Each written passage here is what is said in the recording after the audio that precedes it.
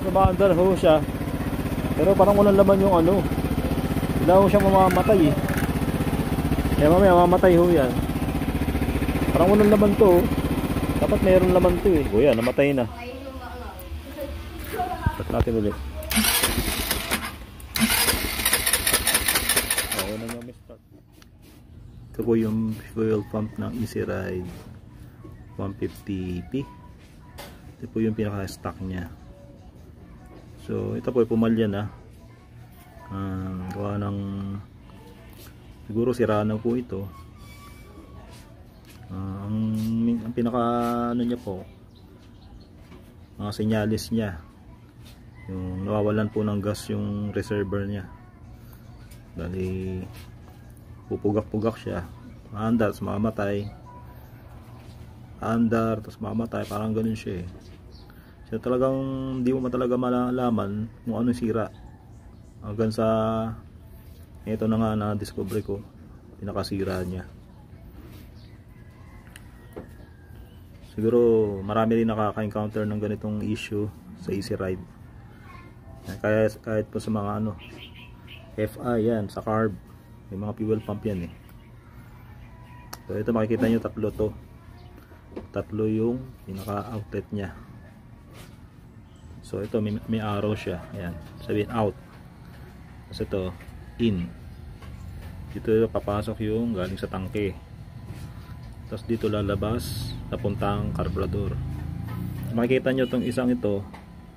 Ito po, nakapasok po ito sa crankcase. Ito po yung pinaka-pulse nya. Dito siya kumukuha ng hangin para ipump papuntang carb. Yan, palabas dito. Ihigupin na ito, palabas dito. Ito po sa crankcase po ito. Ayan. Para siyang ano eh, para siyang puso.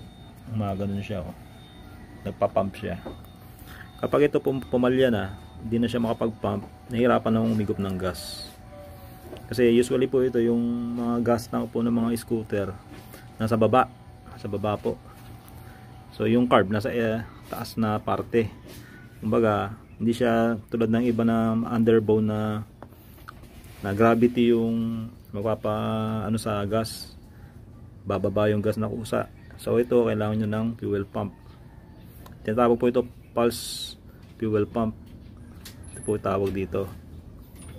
Yan, kapag pumalya na ho ito, titirik na ho kayo, wala na.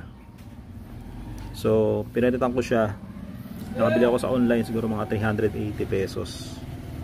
Yan, okay naman siya. Mula nun, di na ako tumirik. Okay na siya. Kapag naka-encounter po kayo ng mga ganitong issue, parehas nung sa akin, baka fuel pump nyo na po ang sira. Yan ho.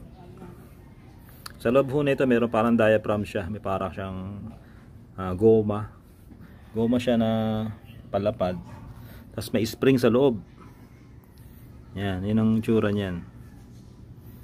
Teka, buksan natin.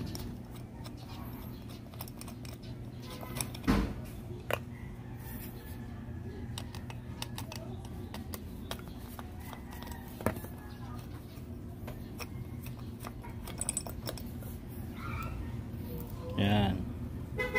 Yan yung tsura niya. Sabi ko sa inyo na ano, naka-diaphragm niya.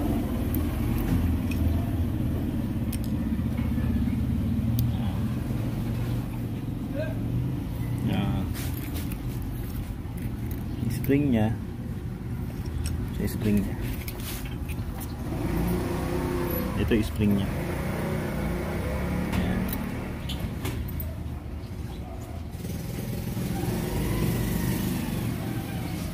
Ganyan yan.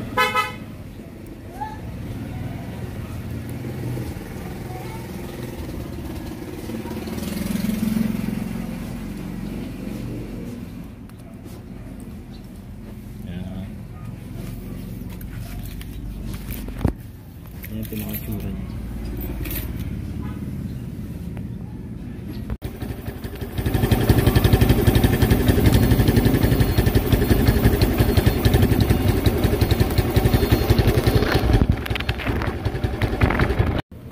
May mga tanong lang kayo, mag-comment lang ko kayo dyan sa comment section. At huwag po makalimutan mag-subscribe Paki-like na rin po, paki-share. Salamat po sa panonood. Thank you po.